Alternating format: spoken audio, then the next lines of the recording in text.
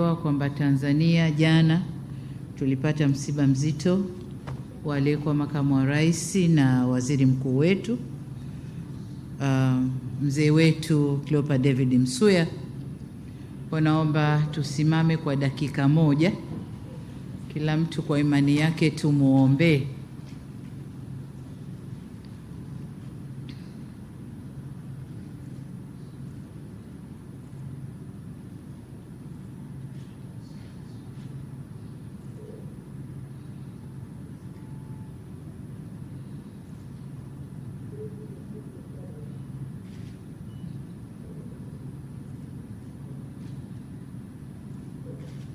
Amen.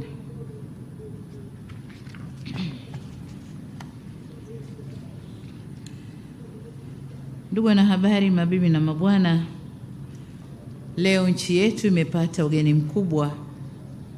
Tumetembelewa sio tu na jirani na rafiki wa karibu, lakini pia ndugu yetu Mheshimiwa Daniel Francisco Chapo, Rais wa Jamhuri ya Msumbiji.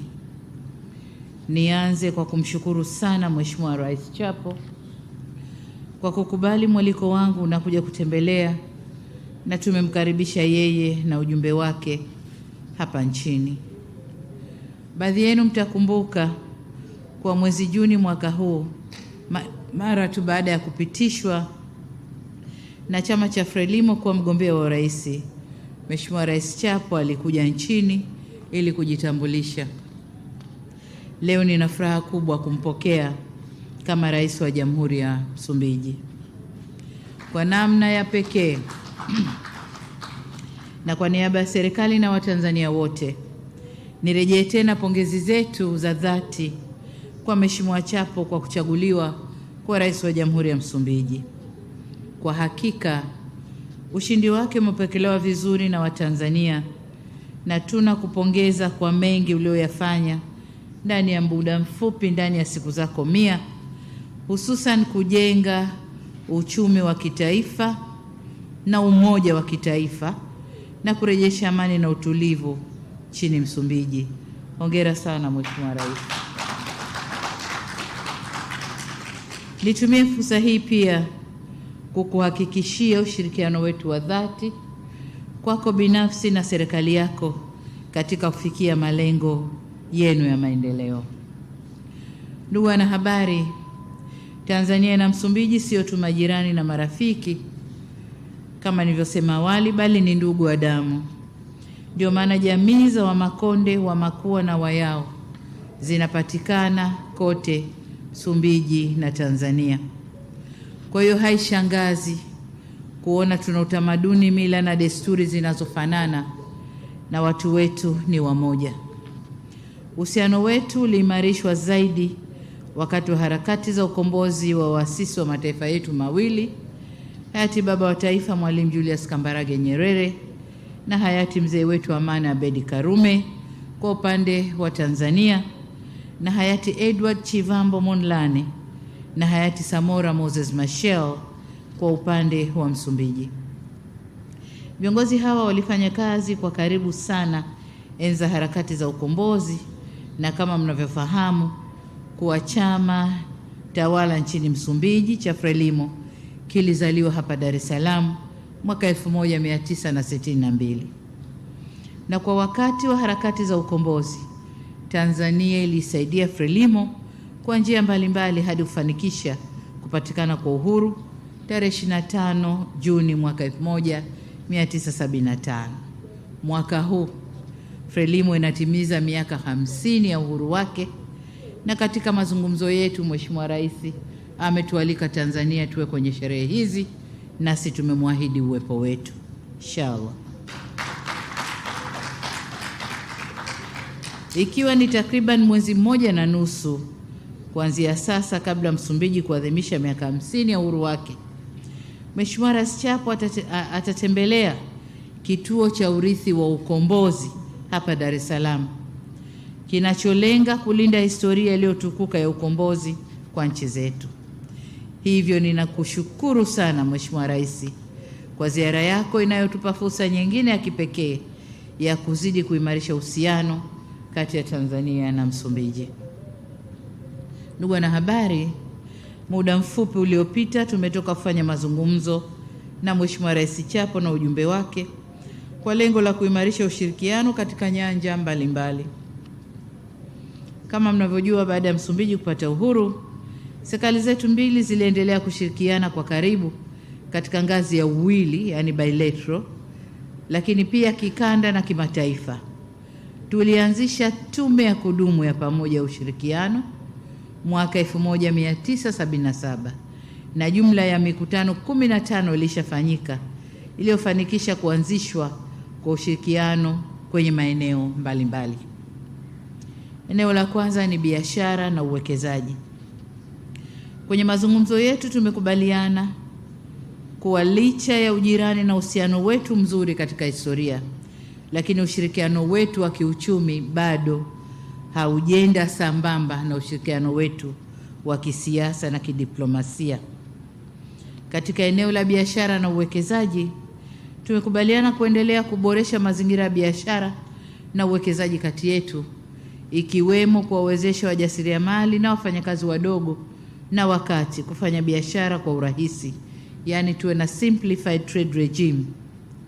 Tumekubaliana pia kuharakisha uanzishwaji wa vituo vya pamoja mpakani, sababu sasa hivi watu wetu wanapita kwenye mipaka ya Msumbiji kupitia Ruvuma na huku upande mwingine, lakini kunakuwa na shida za watu kupita, kuchekiwa vitambulisho na mambo kama hayo.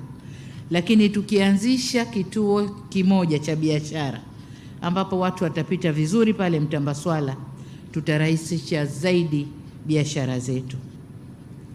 Pamoja na hayo, tumekubaliana pia kuanzisha tume ya pamoja ya kiuchumi, na tume hii itakuwa na jukumu la kufuatilia kwa karibu zaidi yale tuliyokubaliana kushirikiana ili kukuza uchumi wetu kwa haraka. Kwa upande wa miundombinu na usafiri na usafirishaji, uhusiano wa kiuchumi unakuzwa na kuimarika kwa miundombinu ya usafiri na usafirishaji. Hivyo tumezungumzia kuhusu umuhimu wa kuendeleza ujenzi wa barabara zetu zilizoko mipakani zinazounganisha nchi zetu mbili, na kufanya mapitio ya mkataba wa ushirikiano wa usafiri wa anga, na pia kuimarisha usafiri wa baharini kupitia ziwa Nyasa, lakini pia usafiri kupita mto Ruvuma. Mawaziri wetu wenye dhamana za masuala ya uchumi na uchukuzi walikutana tarehe 6 mwezi huu hapa Dar es Salaam kuangalia namna ya kuimarisha uhusiano wetu kwenye eneo hili. Kwa hiyo kazi imeanza. Nimetumia pia fursa ya kikao chetu kumweleza Mheshimiwa Rais kuhusu miradi mbalimbali ya kimkakati ambayo nchi yetu inatekeleza, na baadaye Mheshimiwa Rais Chapo atapata fursa pia ya kutembelea miradi ya kimkakati, mradi wetu wa reli SGR ambao unaongeza fursa za kiuchumi nchini na kukuza utangamano wa kikanda kwa kutuunganisha na nchi za Burundi na DRC. Lakini pia tatembelea mradi huo kwa sababu kama mjuavyo, Tanzania tuna azma ya kujenga reli ya kisasa SGR itakayounganisha bandari za Mtwara na Mbamba Bay na kule kwenye machimbo ya makaa ya mawe na chuma, Mchuchuma na Liganga, na kufungua ushoroba wa biashara kusini na kutuunganisha na nchi jirani za Malawi na Mozambiki au Msumbiji. Vile vile nchi zetu mbili zimebarikiwa kwa utajiri mkubwa wa gesi. Hivyo tumezungumzia umuhimu wa kubadilishana uzoefu na kufanya tafiti za pamoja. Mbali na gesi, nchi zetu mbili zina eneo kubwa la bahari ya Hindi na fursa za utajiri unaotokana na uchumi wa buluu, zikiwemo uvuvi, utalii, madini na usafirishaji. Hivyo tumekubaliana pia kuimarisha ushirikiano katika matumizi ya rasilimali za baharini, kubadilishana uzoefu na kufanya kazi kwa karibu kwenye masuala ya uvuvi wa bahari kuu, utalii na usafirishaji.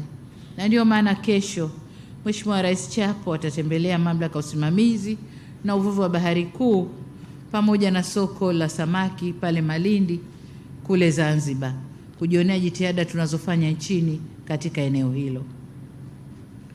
Kwa kutambua kuwa asilimia kubwa ya uchumi wa nchi zetu unategemea kilimo, tumekubaliana kuimarisha ushirikiano kwenye sekta hii ya kilimo, ikiwemo kubadilishana uzoefu na kufanya tafiti za pamoja, hususan kwenye zao la korosho.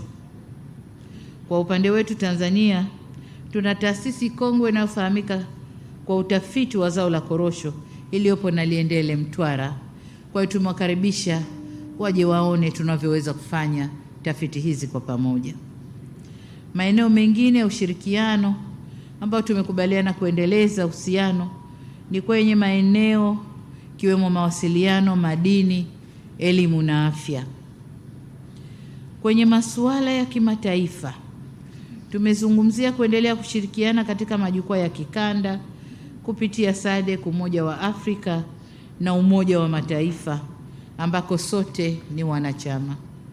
Tumejadiliana kuhusu masuala ya amani, usalama na utengamano wa bara letu la Afrika, ambapo pamoja na masuala mengine tumekubaliana kufanya kazi kwa karibu katika makubaliano au kukabiliana na uhalifu wa kimataifa ikiwemo ugaidi na ujangili.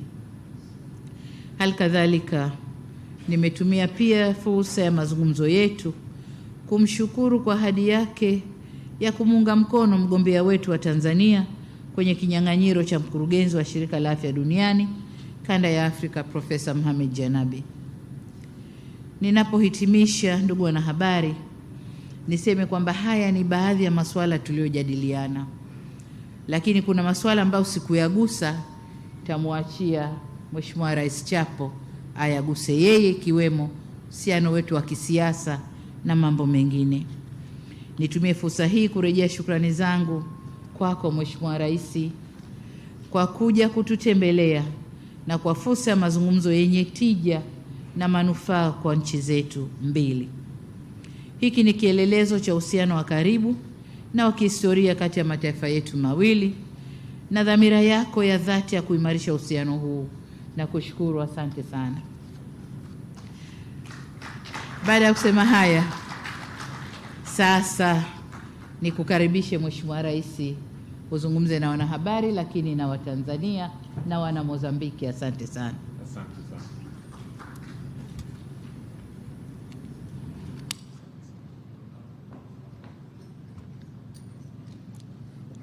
Sua Excelência Samia Suluhu Hassan, Presidente da República Unida da Tanzânia, senhores membros da Delegação da República Unida da Tanzânia, senhores membros da Delegação da República de Moçambique, aqui presentes, caros amigos da comunicação social da Tanzânia e de Moçambique, minhas senhoras e meus senhores.